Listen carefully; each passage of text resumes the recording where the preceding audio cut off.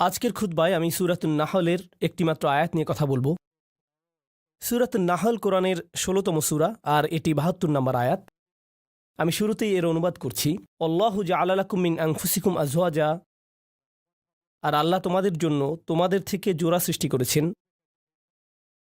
ওয়া জাআলা লাকুম মিন আজওয়াজিকুম বানিন, এবং তোমাদের যুগল হতে তোমাদের জন্য সন্তান সৃষ্টি করেছেন। ওয়া হাফাদা, এবং যারা তোমাদের সেবায় নিয়োজিত। এর অর্থ নাতি নাতনিও হয়, একটু পরে নিয়ে কথা বলছি। তাহলে এর দ্বারা সন্তান সন্ততি এবং নাতি নাতনিও বোঝায়। ওয়ারাযাকাকুম মিনাত তাইয়্যিবাত, সকল উত্তম ও পবিত্র উৎস থেকে তিনি তোমাদেরকে রিজিক দিয়েছেন। আফাবিল বাতিলি মিনুন, এত সব কিছুর পরেও কি তারা ভিত্তিহীন বাতিল জিনিসের উপর বিশ্বাস করবে? অবিনিয়ামাতিল্লাহি হুম ইয়াকফুরুন, আর আল্লাহর অনুগ্রহকে তারা অস্বীকার করবে। এই আয়াতটি মূলত আল্লাহ আযজা ওয়া জাল্লার পক্ষ থেকে একটা গভীর অর্থপূর্ণ বার্তা। আমি আশা করছি যে কয়েক মিনিট আপনাদের সাথে ব্যয় করব। এই সময়ে অন্তত আমরা আয়াতটির কিছু অংশ নিয়ে আলোচনা করতে পারবো, নিশ্চিতভাবেই সব কিছু না। কোরআনের বিভিন্ন স্থানে আল্লাহ আমাদের প্রতি তার অনুগ্রহের কথা জানিয়েছেন। তিনি আমাদের চারপাশে যে সুন্দর সুন্দর জিনিসগুলো সৃষ্টি করেছেন, যা আমাদের সেবা দিয়ে যাচ্ছে বা কল্যাণে আসছে, আর আমাদের উচিত এগুলো নিয়ে ভাবা এবং এগুলোর জন্য আল্লাহর নিকট কৃতজ্ঞ হওয়া। স্পষ্টত এই আয়াতের মূল কথাও আল্লাহর প্রতি কৃতজ্ঞ হওয়া, কারণ আয়াতটি শেষ হয়েছে কথা বলে অবিনিয়ামাতিল্লাহি হুম ইয়াকফুরুন, যে তারা আল্লাহর অনুগ্রহের প্রতি কৃতজ্ঞ। যদি এখান থেকে একটু পেছনে এসে লক্ষ্য করেন তাহলে বুঝতে পারবেন এই আয়াতে যা কিছু বর্ণিত হয়েছে সব কিছুর জন্য আমার আল্লাহর প্রতি কৃতজ্ঞ হওয়া উচিত। তাহলে স্পাউস, স্বামী এবং স্ত্রী, সন্তান, নাতি নাতনি, নাতি নাতনি ছাড়িয়ে আরও যারা আছে, একটু পরে এ নিয়ে কথা বলছি, আমার জীবনের সকল মানুষের জন্যই আমার কৃতজ্ঞ হওয়া উচিত। এটা তো দেখা যাচ্ছে বিশাল একটা চ্যালেঞ্জ, কারণ একটা আপেলের জন্য কৃতজ্ঞ হওয়া খুব সহজ, একটা গাড়ির জন্য কৃতজ্ঞ হওয়া খুব সহজ, কারণ গাড়িটা আপনি যা চান তাই করে। আবার খাবারের জন্য কৃতজ্ঞ হওয়া অনেক সহজ, কারণ এটি আমাদের সাথে সাথে পুষ্টি যোগায়। আপনার চাকরির জন্য কৃতজ্ঞ হওয়া সহজ, কারণ দিন শেষে আপনি বেতন পাচ্ছেন। কাপড়ের জন্য কৃতজ্ঞ হওয়া সহজ, এটি আমাদেরকে ঢেকে রাখে এবং ক্ষতিকর জিনিস থেকে সুরক্ষা দেয়। তো এমন সব জিনিসের জন্য কৃতজ্ঞ হওয়া খুবই সহজ, যেসব জিনিসের সুবিধা আমি তাৎক্ষণিকভাবে প্রত্যক্ষ করি, কিন্তু আমি বুঝতে পারছি না স্বামী, স্ত্রী, সন্তান এদের জন্য কিভাবে কৃতজ্ঞ হব। মানে বিষয়টা বেশ জটিল আকার ধারণ করতে পারে। সিরিয়াসলি, আপনি তাদেরকে দেখেছেন? তারাও আশীর্বাদ। আপনি আমার বাবাকে চেনেন, উনিও কি আশীর্বাদ? আমার বাচ্চাদের কখনো দেখেছেন? তারা কিভাবে আমার সাথে কথা বলে জানেন? তারা আমার জন্য অনুগ্রহ। এদের জন্য আমার কৃতজ্ঞ হওয়া উচিত। আমার জন্য আয়াতের অর্থ বলে দেওয়াটা খুব সহজ। এই যে আল্লাহ চান আমরা যেন কৃতজ্ঞ হই আমাদের স্বামী বা স্ত্রীর জন্য, সন্তানদের জন্য, নাতি নাতনিদের জন্য। প্রসঙ্গত এখানে আরো জটিল এবং মজার একটা ব্যাপার আছে। হাফাদাহ নাতি নাতনি অর্থে ব্যবহৃত হয়। প্রকৃতপক্ষে এটি হাফিদের প্রচলিত বহুবচন। হাফিদ একবচন মানে নাতি, বহুবচন আহফাদ এবং হুফাদা, যার অর্থ নাতি নাতনিরা। আর হাফাদাহ সম্পর্কে আত-তাবারি সহ অনেকে বলেন কুল্লু মান ইউইন ওয়া ইয়াখদিম, অর্থাৎ যারাই আপনার কোনো কাজে এসেছে, যাদের সাহায্য পেয়েছেন আপনার বৈবাহিক আত্মীয়তার কারণে, এমন প্রত্যেকে যারা আপনাকে সাহায্য করেছে বা যাদের সাথে আত্মীয়তার বন্ধনে যুক্ত হয়েছেন বিয়ে করার কারণে, তারাই মূলত হাফাদায়ের অন্তর্ভুক্ত। তাই অনেক আগেই মুজাহিদ শ্বশুরবাড়ির আত্মীয়দের হাফাদায়ের অংশ বলেছেন। তাহলে এই যে কোরআনে শ্বশুরবাড়ির আত্মীয়দের নিয়েও আয়াত আছে, কারো মনে যদি জিজ্ঞাসা থাকে এ নিয়ে, ব্যাপারটা আরো জটিল আকার ধারণ করে, কারণ শ্বশুরবাড়ির আত্মীয়দের নিয়েও আমাদের কৃতজ্ঞ হওয়ার কথা। কি সিরিয়াসলি? এই মানুষগুলোর জন্য এত কিছু সহ্য করার পর এদের জন্য কিনা আমাকে কৃতজ্ঞ হওয়া উচিত? এই কারণে যখন আমি বলি আমরা একটি আয়াত পড়তে পারি, অনুবাদ পড়তে পারি এবং সামনে এগিয়ে যেতে পারি, অথবা থেমে গিয়ে বলতে পারি একটু থামুন, কি এটা আমার ব্যাপারে বলছে? এটা নিশ্চয়ই অন্য কারো সম্পর্কে বলছে। তাদের নিশ্চয়ই এমন সন্তানরা আছে যাদের জন্য তাদের কৃতজ্ঞ হওয়া উচিত, কারণ তাদের বাচ্চারা ভালো। তাদের বাচ্চারা আমারগুলোর মতো নয়। তাদের জীবনসঙ্গী নিশ্চয়ই তাদের অনেক প্রশান্তি দেয়, আমার জীবনসঙ্গী নয়। আমারগুলো কেবল আমাকে দুশ্চিন্তা এবং কষ্ট দেয় আর তর্ক করে। তাদের কাছ থেকে শুধু এটাই পাই। তারা তো আমাকে কৃতজ্ঞ হওয়ার কোনো কারণই দেয় না। ওরা সহজে কৃতজ্ঞ হতে পারে কারণ ওরা আল্লাহর নিয়ামত পেয়েছে, কিন্তু আমার পক্ষে তো এই পরিবারের জন্য কৃতজ্ঞ হওয়া সম্ভব না। আমার জীবনে তো তাদের মতো শান্তি নেই। আল্লাহ এখানে এরকম কোনো ব্যতিক্রম তৈরি করেননি। প্রসঙ্গত তোমাদের যাদের ভালো সন্তান, ভালো নাতি নাতনি, চমৎকার শ্বশুরবাড়ি এবং অসাধারণ স্ত্রী আছে, তাদের উচিত কৃতজ্ঞ হওয়া। বাকিরা অনলাইনে অভিযোগ করতে পারো আর এই নিয়ে মিম বানাতে পারো। না, এভাবে কোনো পার্থক্য করা হয়নি। এটা সবার জন্য বলা হয়েছে। আমরা যদি ব্যাপারটা নিয়ে আরেকটু গভীরভাবে চিন্তা করি, নবীদের জীবনী অধ্যয়ন করলে আমরা দেখব অনেক নবীদের স্ত্রীরাই তাদেরকে কষ্ট দিয়েছেন। যেমন নূহ আলাইহিসসালাম, লূত আলাইহিসসালাম। কিছু নবীদের সন্তানেরা তাদের কষ্ট দিয়েছেন, যেমন নূহ আলাইহিসসালাম, ইয়াকুব আলাইহিসসালাম, তাদের সন্তানেরা কষ্ট দিয়েছেন। ইব্রাহিম আলাইহিসসালাম আশঙ্কায় ছিলেন যে তার নাতিরা বা ভবিষ্যৎ প্রজন্ম শিরকে লিপ্ত হবে, আর এটাই সত্য হয়েছিল ইব্রাহিম আলাইহিসসালামের বংশধরদের নিকট থেকে। তো এগুলো সবই বাস্তবতা। আল্লাহর চাইতে বাস্তবতা সম্পর্কে বেশি কেউ জানে না। আর সেই রবই এই আয়াতের শেষে আমাদের কৃতজ্ঞতা প্রকাশ করতে বলেছেন। তাই আজকের খুতবায় প্রথমে আমি আপনাদের কাছে ধাঁধার মতো প্রায় ব্যাপারটা বর্ণনা করতে চাচ্ছি, কিভাবে আমরা এর সমাধান করব বা কিভাবে আমরা এর প্রকৃত অর্থ বুঝব। কারণ আল্লাহ আজ্জা ওয়া জাল্লা আমাদের আদেশ করছেন বা তিনি মূলত অভিযোগ করছেন যে আফালা ইয়াতাদাব্বারুন আল কোরআন আম আলা কুলুবিন আকফালুহা, তারা কি কোরআন নিয়ে গভীরভাবে চিন্তা করে না, নাকি তাদের অন্তরে নিজস্ব তালা পড়ে গেছে যে যদি আল্লাহ যা বলেছেন তা নিয়ে চিন্তা করতে অপারগতা জানাই এবং গভীরভাবে না ভাবি, তাহলে সম্ভবত আমার অন্তরে হয়তো এখনও কোনো তালা পড়ে আছে, হয়তো আমি মন দিয়ে বিষয়টা ভাবছি না, নিজের জীবনে এর বাস্তব প্রয়োগ ঘটাচ্ছি না, ফলে এর গভীর অর্থ আমি বুঝতে পারছি না। আমি দোয়া করছি আমরা তার আয়াত নিয়ে গভীরভাবে চিন্তা করার সময় তিনি যেন আমাদের সবার অন্তরের তালা খুলে দেন। এখন আসুন আমরা আবার আয়াতে ফিরে যাই, এর শেষাংশে একটু মনোযোগ দেই। তিনি বলেছেন আফা বিল বাতিলি মিনুন অবিনিয়ামাতিল্লাহি হুম ইয়াকফুরুন, তারা কি মিথ্যায় বিশ্বাস করবে? আশ্চর্যজনক একটা বাক্য, তারা কি মিথ্যায় বিশ্বাস করবে? এমন আয়াতের ক্ষেত্রে আপনি কল্পনা করতেন যদি আয়াতের শুরুটা শিরক বা মিথ্যা প্রভু নিয়ে হতো এবং বলা হতো যে তারা আল্লাহ ছাড়া অন্য কারো ইবাদত করে, এরপর তারা বাতিলে বিশ্বাস করে, এমন একটি জায়গায় আলোচনাটি যথোপযুক্ত ছিল। কিন্তু আলোচনাটি এরকম নয়। কথাটা এমন ছিল যে তিনি তোমাদের মধ্য থেকে তোমাদেরকে দিয়েছেন স্ত্রী, সন্তান, নাতি নাতনি, শ্বশুরবাড়ি, বড় পরিবার এবং যারা তোমাদের সহযোগিতা করে এসব, এবং তারপর বলা হলো এরপরও কি তারা বাতিলকে বিশ্বাস করবে? সুবহানাল্লাহ, এ কথাটা এখানে কেন? তো আরেকটা ধাঁধা, আমি একটা ধাঁধার উপর আরেকটা ধাঁধা যোগ করছি, তাই না? তারা কি মিথ্যায় বিশ্বাস করবে? এখানে মিথ্যার বিপরীত হলো সত্য, তাই না? আফাবিল বাতিলি ইউমিনুন অবিল হাক্কি হুম ইয়াকফুরুন, তারা কি মিথ্যায় বিশ্বাস করবে আর সত্যকে অস্বীকার করবে? কারণ মিথ্যার বিপরীত হলো সত্য। কিন্তু আল্লাহ সত্য শব্দটি বলেননি, বরং তিনি বলছেন আল্লাহর অনুগ্রহ। তিনি আল্লাহর অনুগ্রহ বলছেন এর পরিবর্তে। আর যদি আপনি আল্লাহর অনুগ্রহ শব্দটির বিপরীত শব্দ নেন নাকবা, তখন এর অর্থ দাঁড়াবে তারা কি কাঠিন্যতায় বিশ্বাস করবে? তারা কি এমন জিনিসের উপর ঈমান আনবে যা তাদেরকে কষ্ট দেয়, মাসায়েব? আর তারা কি আল্লাহর অনুগ্রহ অস্বীকার করবে? হয় আপনি সত্যের বিপরীতে মিথ্যা বলবেন, না হয় অনুগ্রহের বিপরীতে কষ্ট। অথচ আল্লাহ কিন্তু এভাবে বলেননি, তিনি এগুলোকে একত্রিত করেছেন। আর আয়াতের মূল অর্থ বোঝার জন্য আমরা এখান থেকেই শুরু করব। সচরাচর ভাষা ব্যবহারে আমরা কোনো শব্দের সরাসরি বিপরীত শব্দ ব্যবহার করি, দিন রাত, ভালো মন্দ, এগুলো সরাসরি বিপরীত। কিন্তু কোরআনে আল্লাহ মাঝে মাঝে একটু জটিল বিপরীত ব্যবহার করেন। তিনি এভাবে বলেন না যে এর বিপরীত বি, তিনি বিপরীত বোঝাতে এমন ভিন্ন আঙ্গিকে আমাদের চিন্তা করান যা একমাত্র তিনিই পারেন। এখানে আল্লাহ আপনাকে আমাকে শেখাচ্ছেন যে এ আয়াতে মিথ্যার বিপরীত হলো আল্লাহর অনুগ্রহ, সত্য নয়। আর আল্লাহর অনুগ্রহ মূলত সত্যের বিকল্প হিসাবে ব্যবহৃত হয়। এই ধারণাটি খুবই শক্তিশালী। সত্যের আরবি হলো হক, আবার হক এর অর্থ উদ্দেশ্যপূর্ণ। তাই হক অর্থ কেবল সত্য নয়, উদ্দেশ্যপূর্ণও হয়। যেমন আল্লাহ বলেন খালাকাস সামাওয়াতি ওয়াল আরদা বিল হক, তিনি বিশেষ উদ্দেশ্যে আকাশসমূহ এবং পৃথিবী সৃষ্টি করেছেন। এখানে উদ্দেশ্য বোঝাতে কোন শব্দটি এসেছে? সত্য, হক। সুতরাং হক শব্দের দুইটি দিক আছে। তো আসুন এই আয়াতটি এই দৃষ্টিকোণ থেকে চিন্তা করি। এই যে আমার অবাধ্য সন্তানেরা, আমার ছেলে আমার সাথে তর্ক করে, আমার মেয়ে আমার সালামের জবাব দেয় না, আমার নাতিরা আমাকে ভুলে গেছে, আমার স্ত্রী আমাকে কেবল অসম্মান করে, আর অন্যদের কাছে আমার দুর্নাম করে বেড়ায়। আল্লাহ বলছেন তিনি এই সব কিছুই দেখছেন, আর আমি দেখি সমস্যা। কিন্তু আসলে এরকম জটিল সম্পর্কের মধ্যেও একটা নিয়ামত আছে, আর সেই নিয়ামত বা কল্যাণ তাদের কাছ থেকে আসছে না। এই কল্যাণ কেবলই আল্লাহর কাছ থেকে আসে। তাদের কাছ থেকে শুধু কষ্ট আসে, কিন্তু সেই কষ্টের পেছনে যে প্রজ্ঞা, যে কল্যাণ আছে, তা শুধুমাত্র আল্লাহর পক্ষ থেকেই আসে। তাই আল্লাহ বলেননি অবিনিয়ামাতি হুম ইয়াকফুরুন, তিনি বলেছেন অবিনিয়ামাতিল্লাহি হুম ইয়াকফুরুন। তিনি নিয়ামাকে তার নিজের সাথে সম্পৃক্ত করেছেন। তিনি নিয়ামতকে যুক্ত করেননি তাদের সাথে, করেছেন নিজের সাথে। তাই আমরা এখন গভীরভাবে চিন্তা শুরু করা উচিত। পরিবারের ভেতর যত ঝামেলাপূর্ণ কথাবার্তা হয়, যত ঝামেলাপূর্ণ পরিস্থিতি আমাকে মোকাবেলা করতে হয়, সবগুলো নিয়ে। তাই আমরা একটু পেছনে সরে এসে আমাদের দৃষ্টিভঙ্গি বদলাবো নিজেদের পরিবার নিয়ে। কারণ এই আয়াতটি আমাদের বৃহত্তর পরিবার সম্পর্কেই।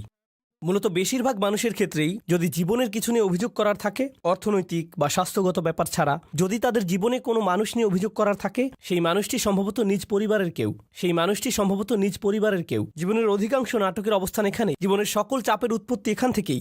ফোন আসলে ফোনের কাছে যাবার আগেই আপনি বলে ওঠেন আল্লাহ তার কল যেন না হয়, মনোবল শক্ত করে নিচ্ছেন আগে থেকেই। অথবা কোনো বিয়েতে বা অনুষ্ঠানে গিয়ে আপনি ভালো সময় কাটাচ্ছেন, হঠাৎ আপনার স্ত্রী আপনার দিকে তাকালো, বা আপনি তার দিকে তাকালেন। স্ত্রী ভাবতে লাগলো, ওহো, আজকে আমার খবর আছে।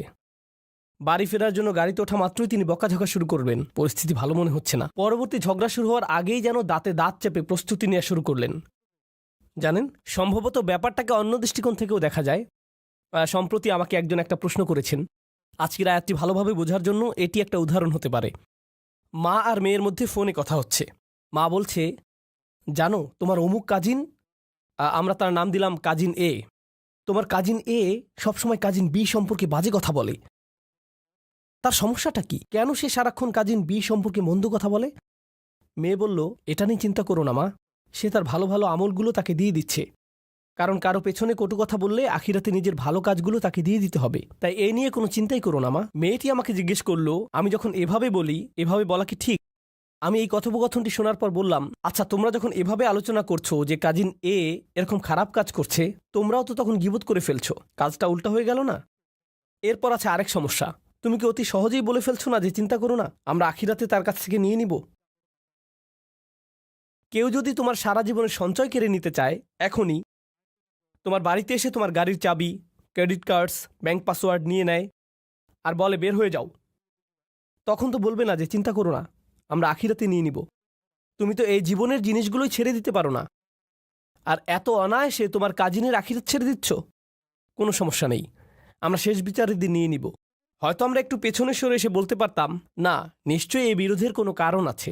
আমাদের এই চ্যালেঞ্জটাকে নিয়ে একটু নিয়ামতে পরিবর্তন করে ফেলতে হবে। কারণ আল্লাহ এই সম্পর্কগুলোকে বলেছেন নিয়ামত। আমার ছেলে, আমার কাজিন, আমার পরিবার, আমার শ্বশুরবাড়ি, এগুলো কেবল আছে মানেই নিয়ামত নয়, কেবল তাদের থাকাটাই নিয়ামত নয়। স্পষ্টরূপেই এখানে শুধু তাদের বর্তমান থাকার কথাই বলা হচ্ছে না, তাদের সম্পর্কটা আমার সাথে কতগুলো অভিজ্ঞতার সমষ্টি, কতগুলো কথোপকথন এবং আদান প্রদানের সমষ্টি। কিভাবে আমি একে একটি নিয়ামতে পরিণত করব? মা, কখনো জানতে চেয়েছো আমার কাজিনের এত রাগ কেন? নিশ্চয়ই কিছু ঘটেছিল। কখন ঘটেছে? ও, তোমার মনে আছে ওই বিয়ের কথা, যেখানে অমুক অমুক ব্যাপারগুলো ঘটেছিল? ও, তখন থেকেই সমস্যার শুরু।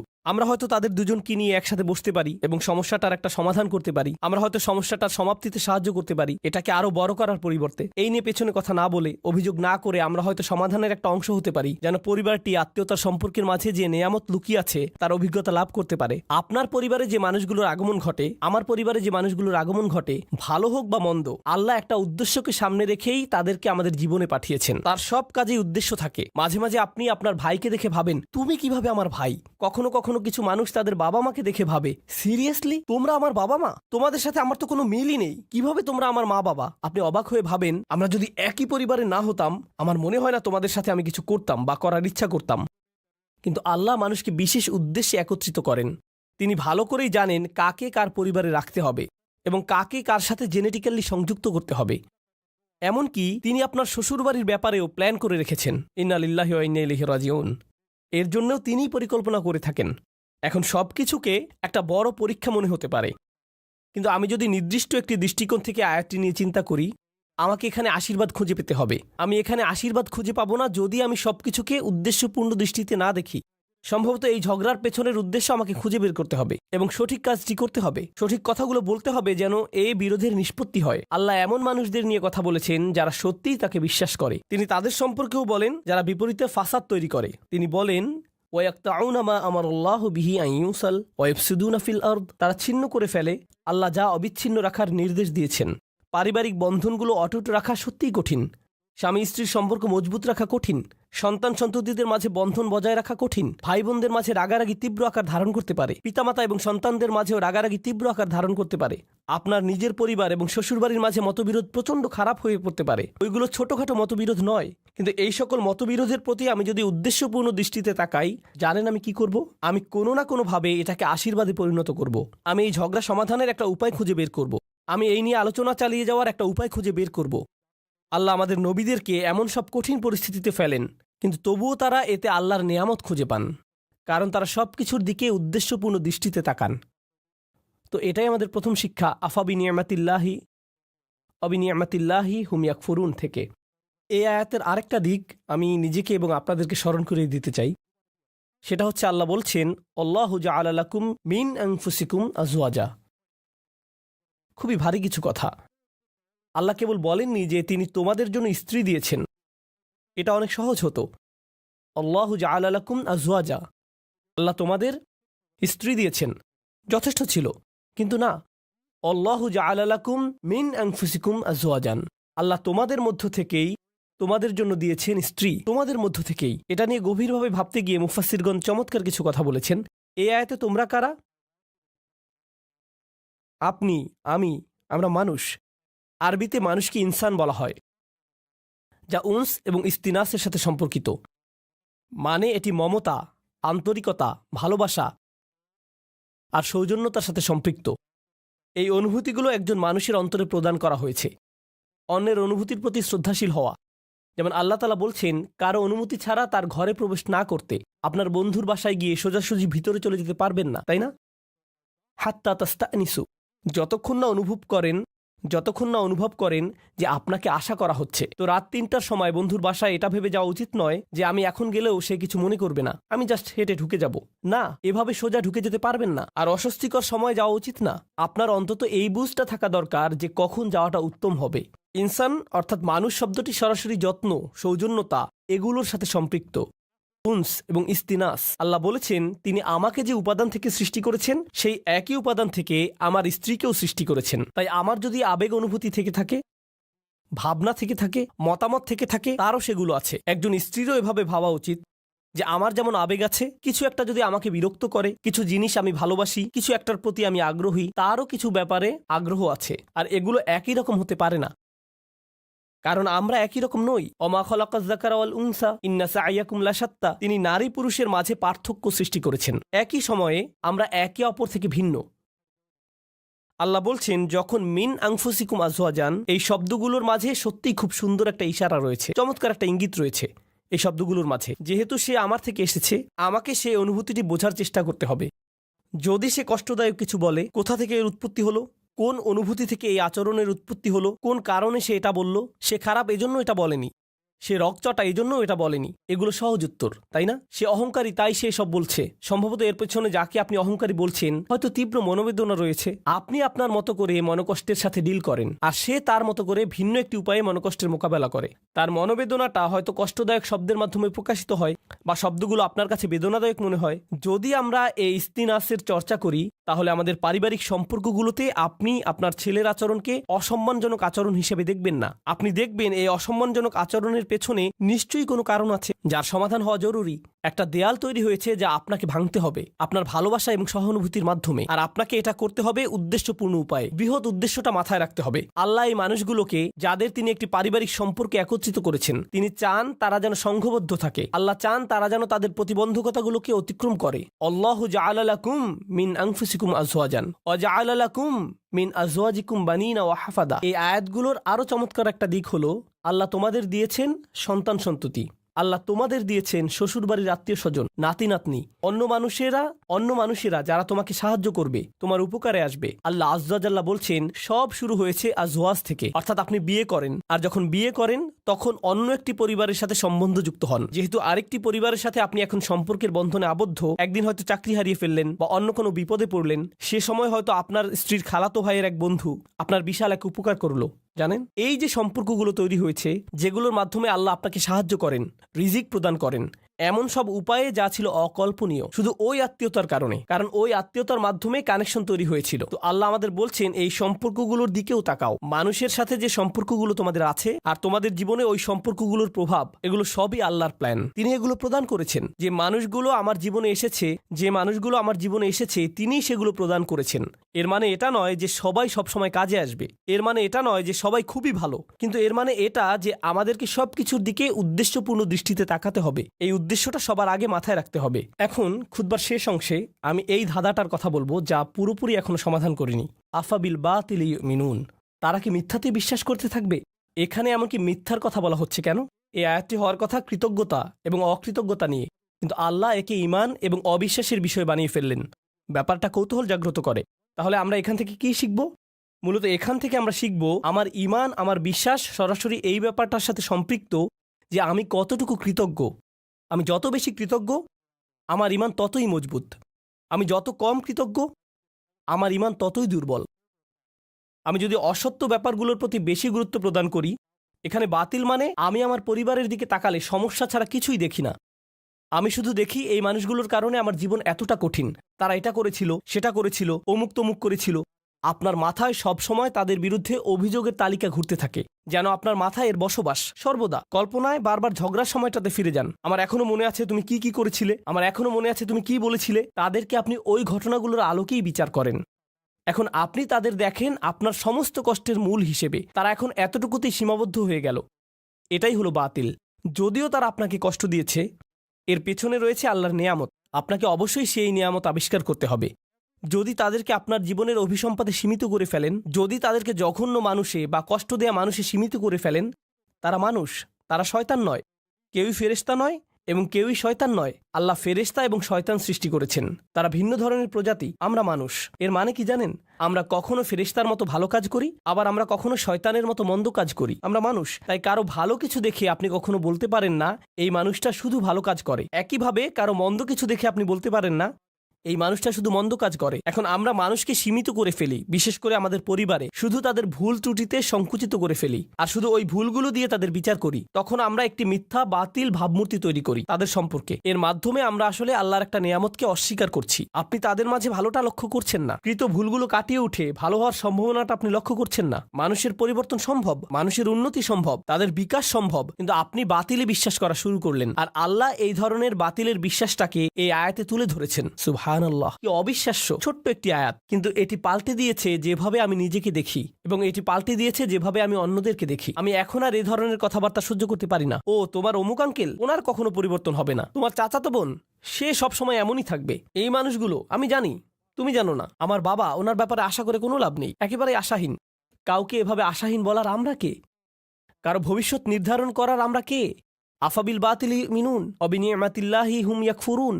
আল্লাহ আজ্জা জাল্লাহ আমাদেরকে সত্যিকারের মমতা দান করুন এবং কৃতজ্ঞতা দান করুন যে পরিবার তিনি আমাদের দান করেছেন তার জন্য। আল্লাহ আজ্জা জাল্লাহ আপনাকে দান করুন প্রজ্ঞা, শক্তিমত্তা এবং হেদায়েত, যেন পরিবারের ভেতরের চ্যালেঞ্জগুলো কাটিয়ে উঠতে পারেন, যেন ব্যাপারগুলো নিয়ে অর্থপূর্ণ গভীর আলোচনা করতে পারেন উদ্দেশ্যপূর্ণ উপায়ে আপনার পরিবারের সাথে। সবসময় যেন মনে রাখতে পারেন এই সকল চ্যালেঞ্জের পেছনে উদ্দেশ্য আছে। হয়তো বাহ্যিক দৃষ্টিতে কঠিন মনে হতে পারে, কিন্তু এর পিছনে আছে আল্লাহর নেয়ামত।